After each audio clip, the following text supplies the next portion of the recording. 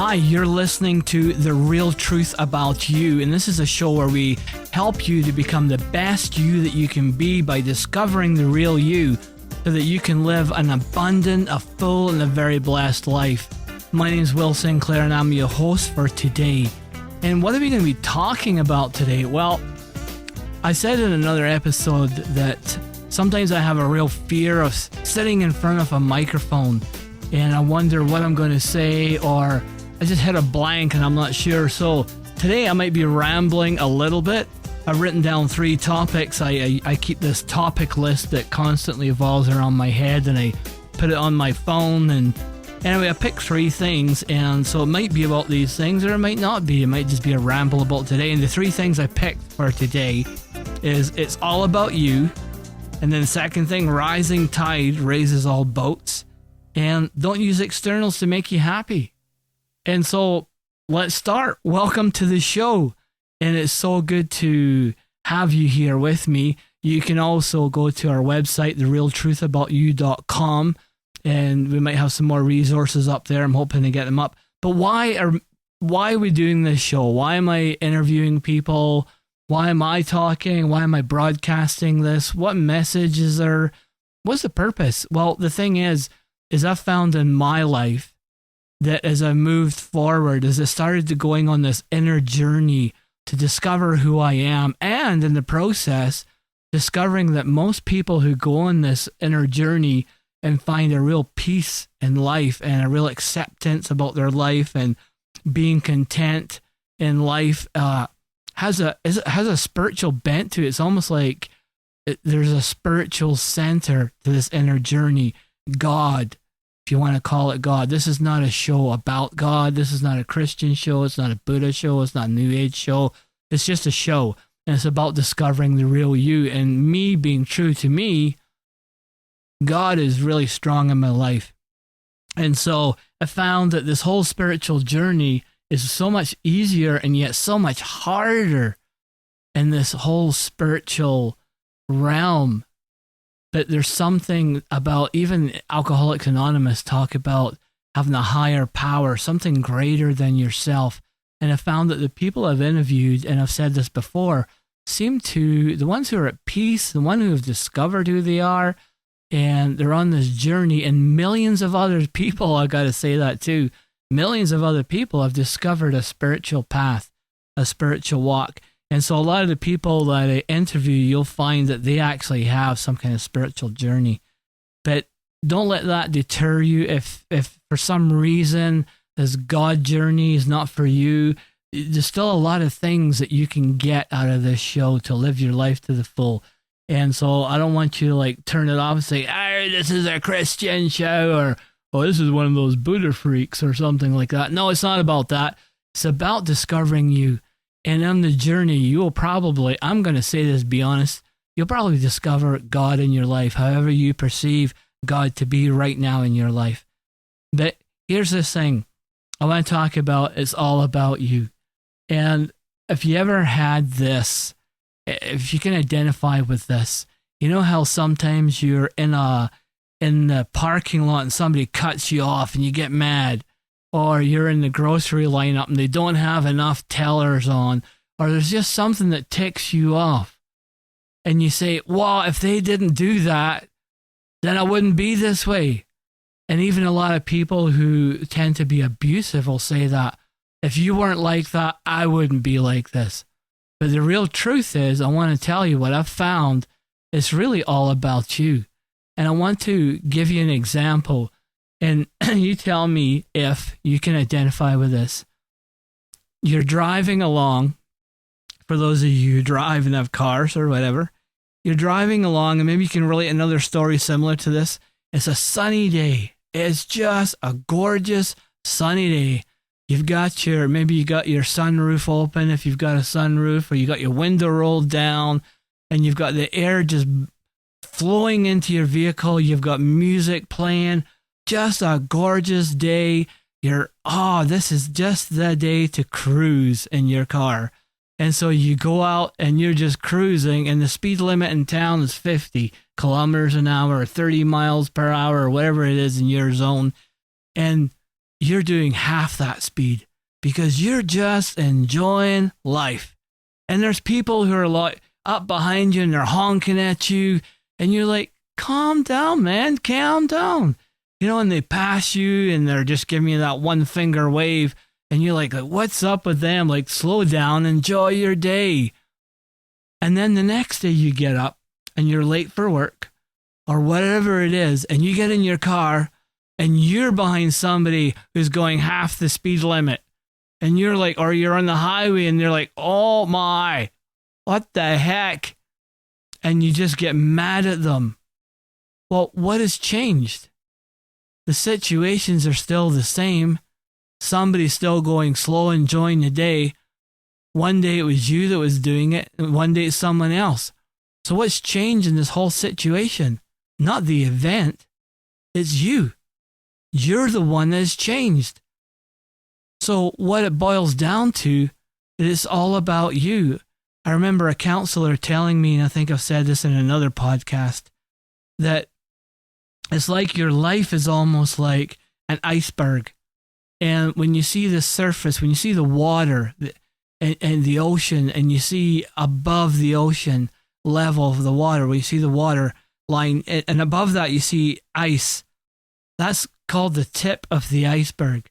Usually underneath is something that's way huge, way bigger, massive. And that is your past life.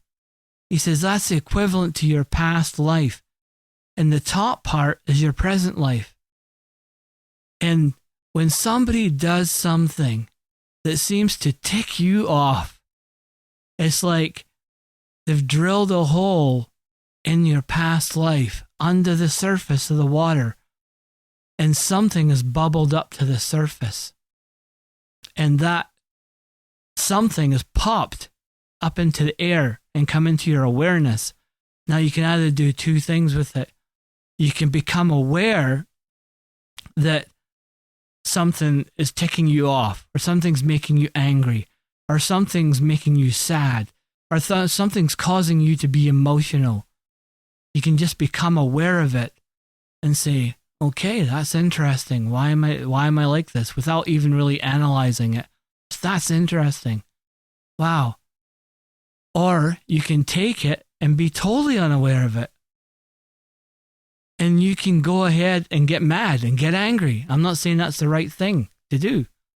There's nothing wrong with being angry. Nothing wrong with being mad or sad. It's what you do with it. Right? It's when you take out your anger on somebody else, and you usually take it out on the weakest link, whether it's your partner or your kids or a friend or somebody else or somebody on the road, and you give them that one finger wave or whatever it is. You usually take it out in the weakest link, on the weakest link. And so it's what you do with that anger. It's what you do with that emotion. You have two choices. Just be aware of it, or you can act on it.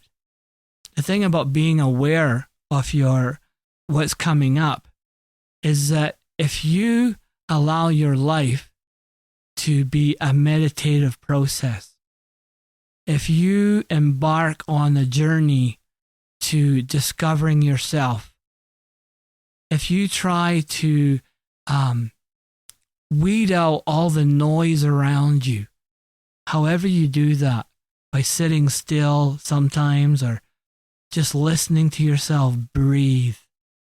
But if you embark on this inner journey, then when you become aware of something, that's a good thing. When you'll find yourself becoming more aware. That's your path, what some people call your path to awakening or enlightenment. That you become aware, and that's a significant thing. That's the first step of Alcoholics Anonymous or Narcotics Anonymous, the 12-step program. The first step is that you become aware. And that's a crucial part, because when you become aware, that is a good thing. It's not something to become dismayed about. It's not something to become discouraged about. It's just something to be aware of. Because when that comes into your awareness, then something is going to change in your life.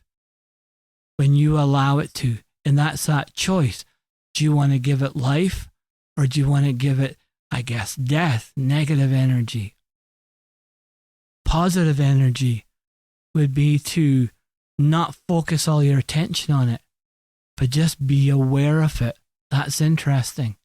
If you feel angry, then be aware that you don't have to take that anger out on someone else. You take a step not to. That's a good thing. The whole awareness process is such a good thing in your life. It is such a good thing. It is not a bad thing. And one of the things about being aware, my spiritual director always talks to me about imagining God in the situation. But I've also discovered that when you are meditating, when you are listening to yourself breathing, and I'm talking about coming to the quiet at points in your life, it doesn't mean that your whole life has to be an internal thing that you're always quiet, because some people are just not that way. Some people are just like highly social. My wife is highly social. She gets her energy from being with people. I don't. I get my energy from being by myself, reading a book, listening to a podcast, or whatever it is. But being in my room, being away from people, I get re-energized. So we're all different people. But my wife also sits in quiet. She takes the time. Whenever she's got 5 minutes, she takes the time to sit in the quiet. And when you take that time during your day, it doesn't have to be a long time, you'll find, along with that awareness, something else will click. I'll give you an example. I was actually listening to somebody. I was at a meditation workshop, and the person who was talking away and things like that. And I've noticed I had battled cancer, and I was having trouble with the fact that a lot of my friends were dying, and I was still alive. I had stage 3 GE junction cancer, it's called. But anyway, I was having trouble with that for some reason, whatever reason it was. And I just became aware that I was feeling that I was sensing that. I don't know if it's survivor's guilt or what it was, but I felt guilty or bad that I was still alive, where some of my friends were dying from the cancer. And I was at this workshop, and she said, amongst a myriad of other sentences and lines and words, but what jumped out to me, because I didn't analyze why I was feeling that way, why I was feeling survivor's guilt. I didn't analyze it. I was just aware of it. But all of a sudden, later on in this workshop, this woman said to me, or not to me, to everybody there, she says, and you deserve to be happy, and blah, blah, blah, blah, blah, blah. But all of a sudden, something clicked in me. Oh, I don't feel like I deserve to be happy. Well, there's another awareness. And it's a progression from the whole thing about wondering why I'm still alive where other people are dying. Why is that? And then all of a sudden I get this, you deserve to be happy. And all of a sudden I didn't feel like I deserved to be happy. And I left it in that awareness. And then one night I was laying in bed. It wasn't late, and my wife was up, and we have a small house, so our bed, the whole house is like a bachelor pad right now. And at least in 2016 it is. And I was laying in bed, and my wife was watching TV with the headphones on and stuff. And all of a sudden, I just sat up in bed, and this awareness came into me. I didn't feel like I deserved to live. And from that stemmed things about my childhood that just came out. I didn't feel like I deserved any kind of goodness. I didn't deserve to be happy. I didn't deserve to have money. I didn't deserve to have good things. And all of that flowed from that first awareness. So that's what I mean when I say it's all about you. It's not just about that person who ticked you off. There's something about you that's triggering inside of you. And that's what you need to be aware of. And the fact that you're listening to this podcast is also an indication that you're open to be aware of things in your life. You're aware that even though you might not be able to put your finger on it, you're aware that there's something in your life that can be, if, for lack of a better word, better, that your life could be more fulfilled, that there's something about your life that you want to have healed or worked on. You might not know it, but there's just something there. And you're listening to this podcast because you are led to, whether you believe it or not. And so that's what I'm talking about when I say it's all about you. When next time you get ticked off or something triggers in you that something somebody else does, it's not about them. It's all about you. Something is triggering inside of you that needs to come to the surface. And unless it comes to the surface, then it won't be healed. Quite simply, it won't be healed. It won't be taken away. It won't evaporate into the air or whatever it does, right? It needs to come to that surface. And one of my counselors at one time said that sometimes when something does come to the surface, it's actually like it's like a pin, like the dot of a pin, right? Really small. But to us, it's like a huge cloud in our mind. It's like a huge cloud. And it's taking that from this huge cloud to this tiny pin dot that it actually is. And that's what awareness does. When you just become aware of it and you don't sit and stew and think about it. If you did something wrong and you knew you got upset with your partner, you got upset with your kids, right? You can always start over, right? You can always apologize and start over. You become aware of the fact that you did something that wasn't the greatest, okay? You're ashamed of it, okay? Don't put yourself down. Don't loathe over it. Don't do all the things that will take you into a negative realm of negative energy. Just be aware of it. Correct it if you have to. Like if you have to apologize to your partner. If you have to say, can I please start over? I know I did wrong. That will help you on your journey to peace and contentment in your life. So remember, it's all about you.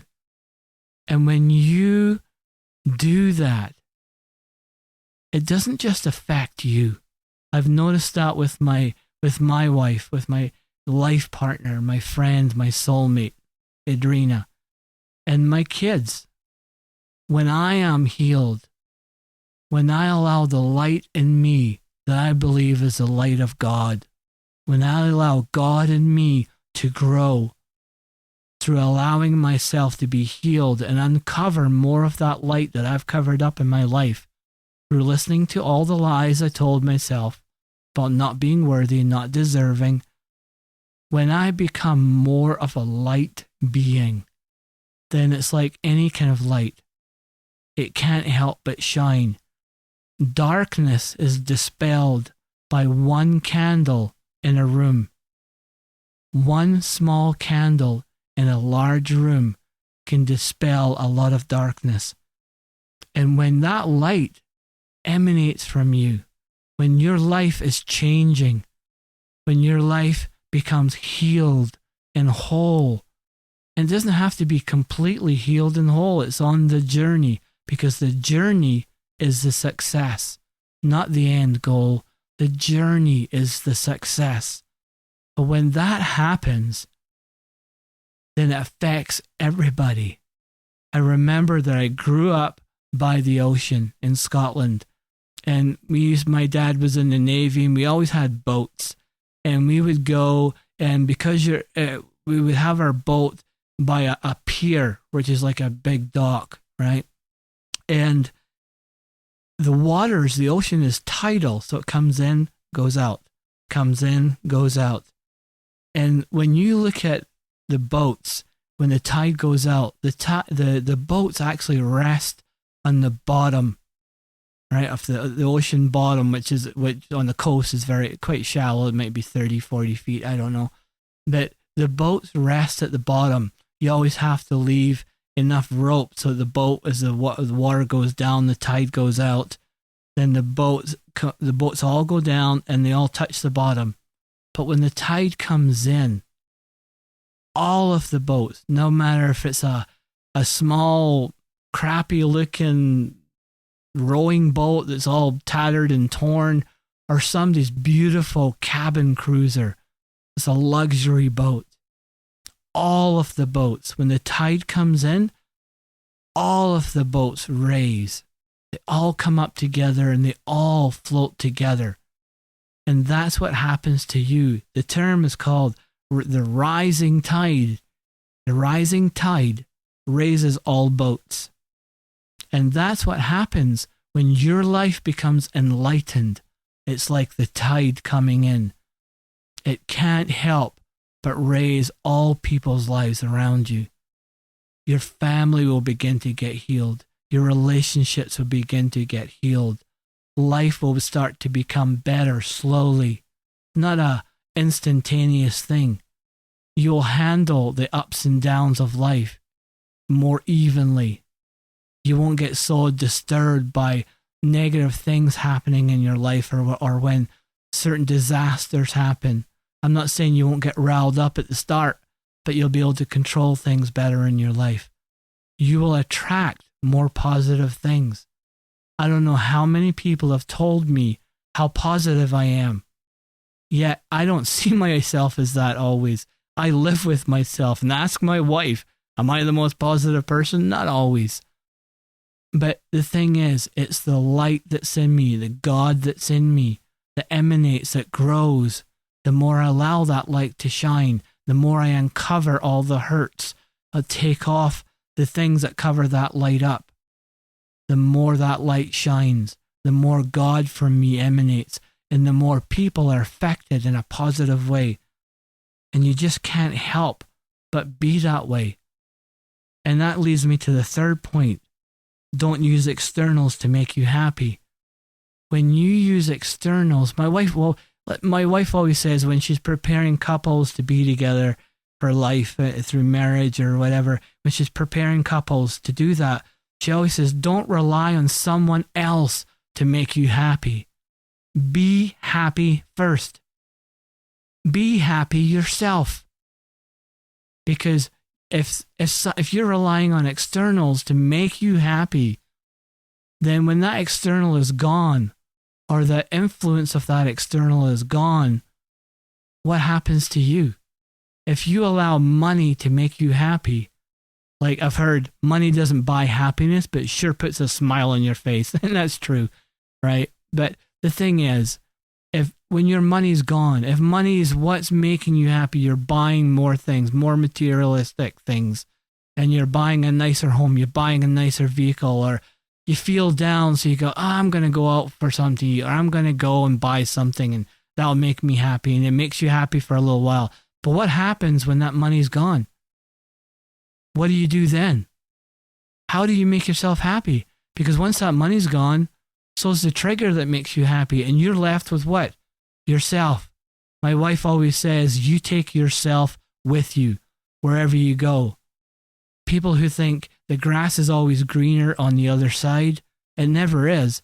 You go somewhere else, or you get involved in something else, and for a little while you have this honeymoon stage and you think it's great. You think it's just awesome. Things couldn't be better. You found yourself a new modality, or you're into Reiki, or you're into yoga, or you're into something, and that you're thinking is making you happy, or you found a new church, or you found a new hobby, or whatever it is, or you bought something new and it makes you happy. But unless you're changing on the inside, like truly changing on the inside, then you take you with you. When the honeymoon stage is over, all that's left is you. What's truly left is you.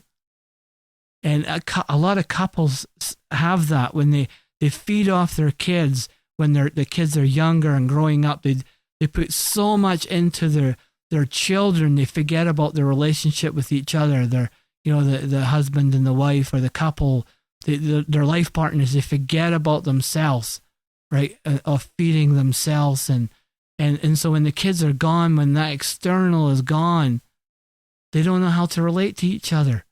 And they discover that they're getting upset with each other because they haven't taken the time to build that relationship and work on that relationship and nurture that relationship with each other.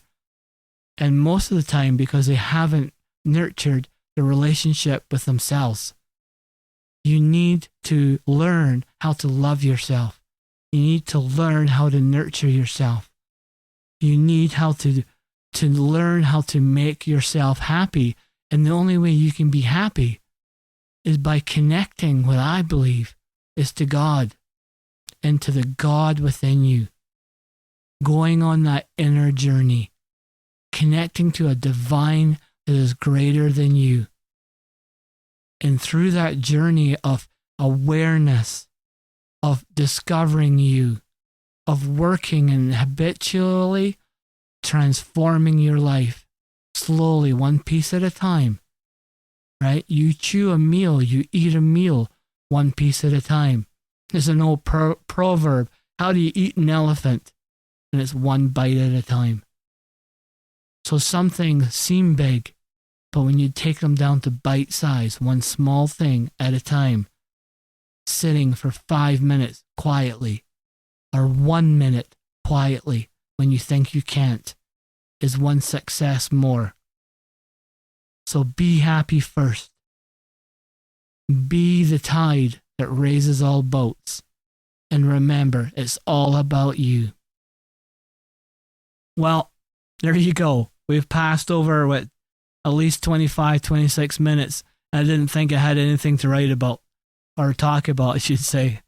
But thank you so much for listening. It's been such an honor to be with you. I am so blessed. I am just so blessed by your presence listening to this podcast.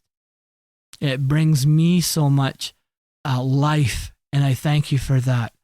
And I ask you to share this, please, if you can. Share this podcast or any other podcast that I have with other people who may not know or who are on this journey, who are just starting out. Help someone to improve their life, to live an abundant life as you help yourself on the journey. Because when you help someone else, you also help yourself. So go to therealtruthaboutyou.com and you can download this show as much as you want. You can share it. You can email it to anyone. You can email the link to anybody.